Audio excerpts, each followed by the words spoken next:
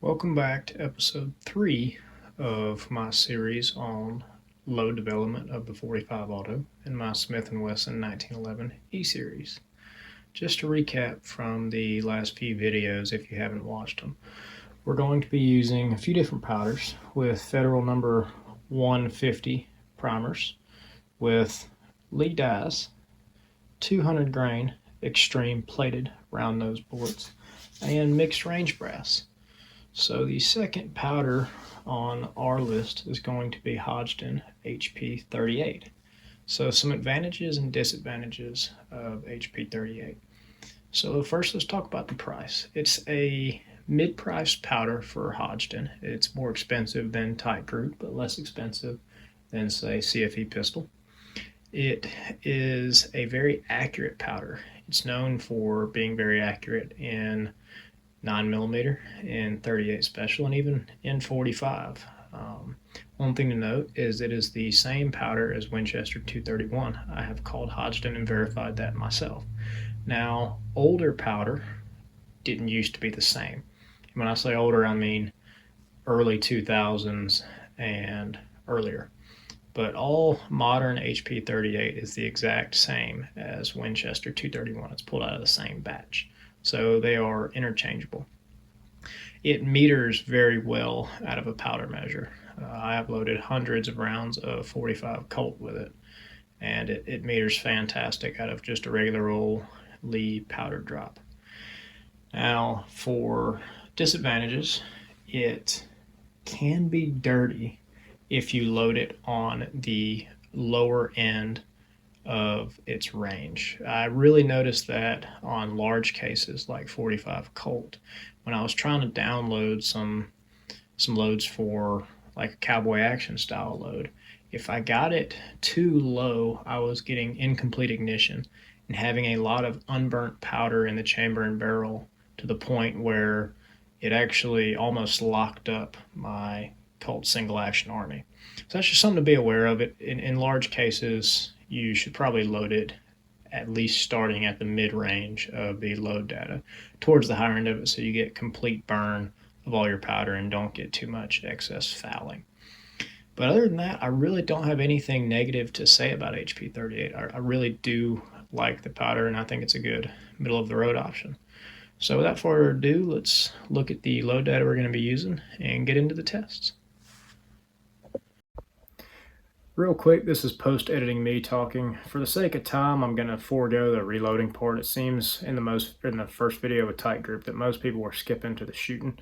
So anyways, we're going to be testing 4.8 to 5.6, but I might go back after shooting all these and looking and retest starting at 5.9 using Hornady's data out of their book, because all these were super slow compared to what the Lee book said. Anyways, meet you at the range. First shots for HP38 are going to be 4.8 grains. And we're live.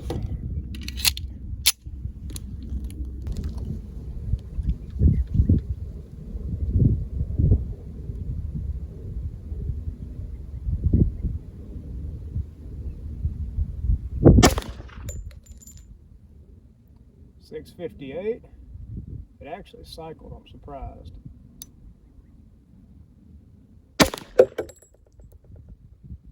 .672.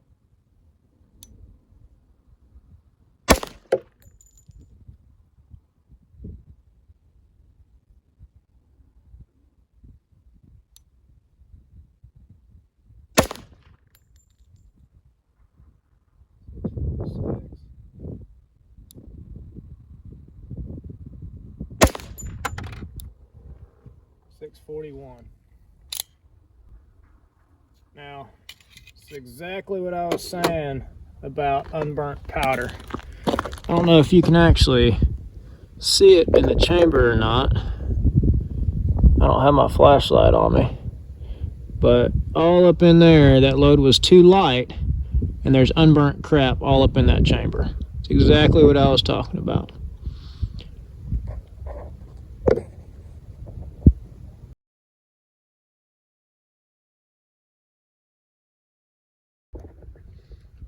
Next up is going to be 5 grains of HP38.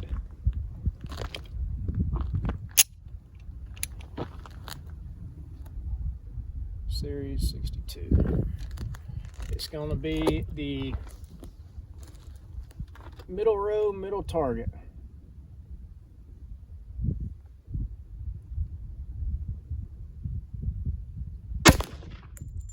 That's more like it. 724.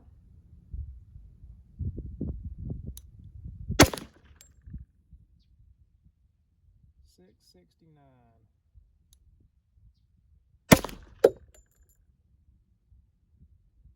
631.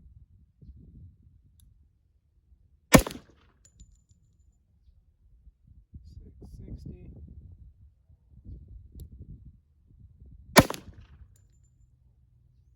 684. Still not quite the velocity I need. It is starting to burn better, but the inconsistent velocities are telling me that I'm not getting complete ignition on every shot. Also, the extreme spread of 93 tells me that.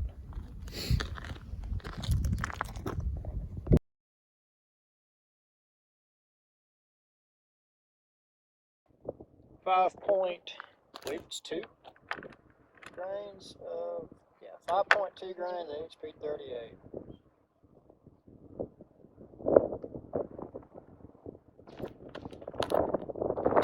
And it's going to be middle right target.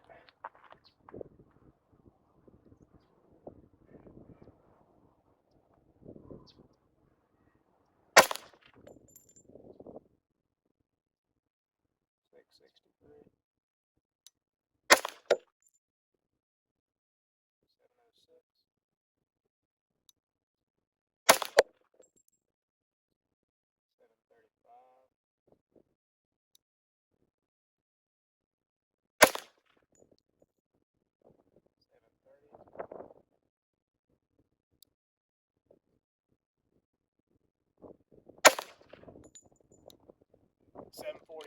We're getting there. We're getting there.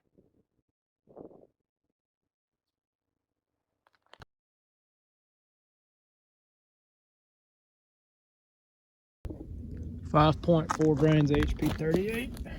Series will be 64.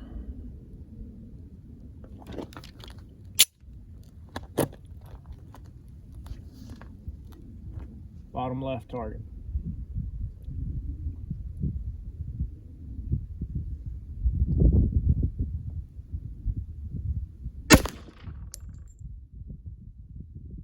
.44.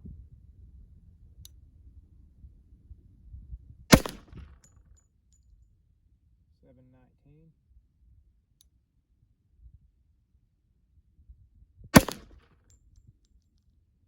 746.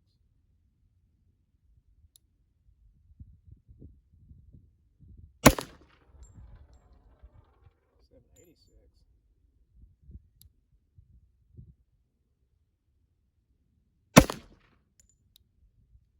784.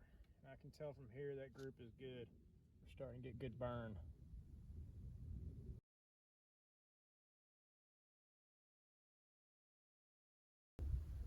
Last but not least, 5.6 grains HP38 would be Series 65 on the lab radar.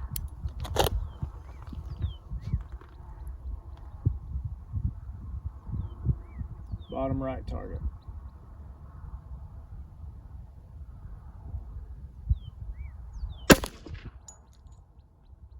.802.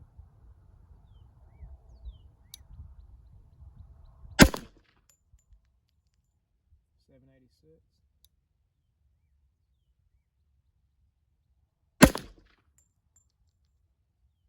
810.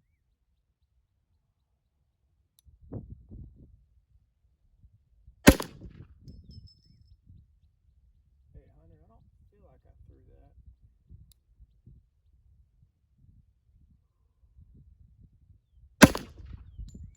That's not me. 825.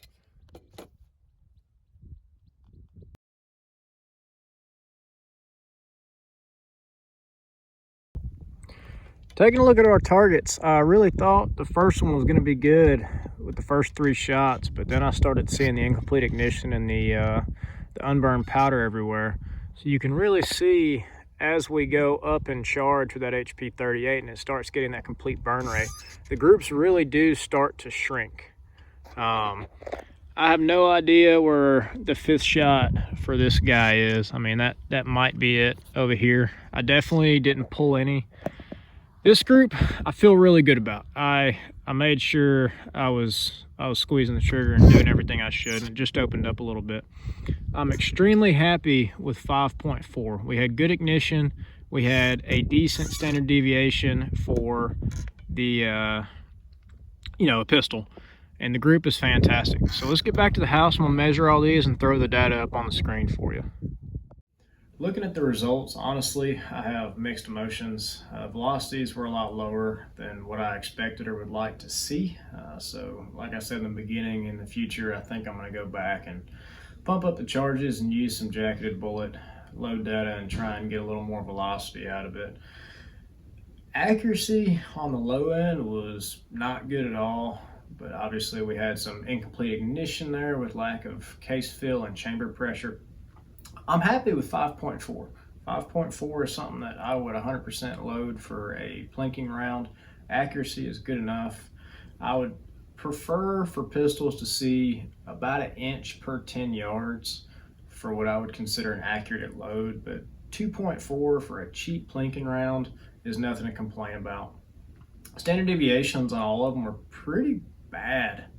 Honestly, 5.6 kind of surprised me. It had really good consistency with a standard deviation of 14.3, but the group size did not match that. Typically, as you get better standard deviations, you'll get better group sizes. Anyways, hope you got something out of this. Hope you enjoyed the video. If you would not mind, please like, comment, and subscribe. I'm going to be starting a Patreon soon so I can stop filming off my iPhone 9 and a GoPro, because I would really like to purchase a real camera and audio setup. So looking forward to that in the future, and I'll see you next time.